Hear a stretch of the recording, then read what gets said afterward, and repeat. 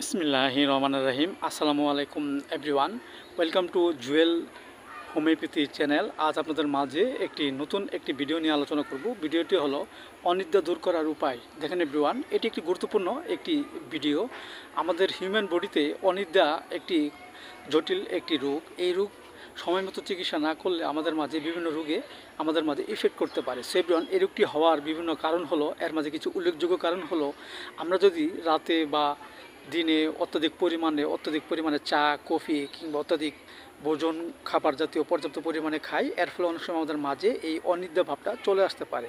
আবার দেখা যাচ্ছে যে আমাদের মাঝে যদি হঠাৎ কোনো জটিল কোনো রোগ দেখা দেয়, এর ফলে অনেক সময় আমাদের মাঝে এই অনিদ্রা ভাব চলে আসতে পারে। দেখা যাচ্ছে যে আবার আমাদের মাঝে যদি অত্যাধিক পরিমাণে মানসিক কোনো চিন্তা কিংবা দুশ্চিন্তা থাকে, এর ফলে অনেক সময় আমাদের মাঝে এই অনিদ্রা রোগটি দেখা দিতে পারে। সো এভরিওয়ান, এই রোগটি আমাদের মাঝে হলে আমরা হোমিওপ্যাথিতে যে চিকিৎসা নিয়ে যে উপায় পেতে পারি, যেমন দেখা যাচ্ছে যে একজন ব্যক্তি, এই রোগ আক্রান্ত ব্যক্তিটি যদি একজন শীতকাতর হয় এবং অনুভূতি প্রবল এবং ডাক্তারের নিকট এসে বলে যে ডাক্তার সাহেব, আমার প্রচুর ঘুম হয় না, আমাকে ঘুমের ওষুধ দেন, এসব লক্ষণে, এবং দেখা যাচ্ছে রাতে যদি এপুশ করে এবং খুব চিন্তা ভাবনা থাকে, যদি ঘুম হয় না, এসব লক্ষণে আমরা হোমিওপ্যাথিতে একটি স্পেশাল ওষুধ খেতে পারি। সেটা হলো কফিয়া।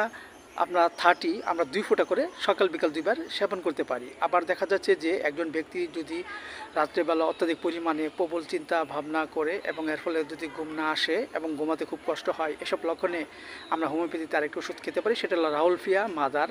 আমরা 10 ফোঁটা করে সকাল বিকাল 2বার সেবন করতে পারি।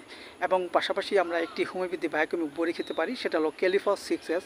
4টি করে বড়ি চিবিয়ে আমরা হালকা গরম কুসুম পানি সহ সকাল বিকাল 2বার সেবন করতে পারি।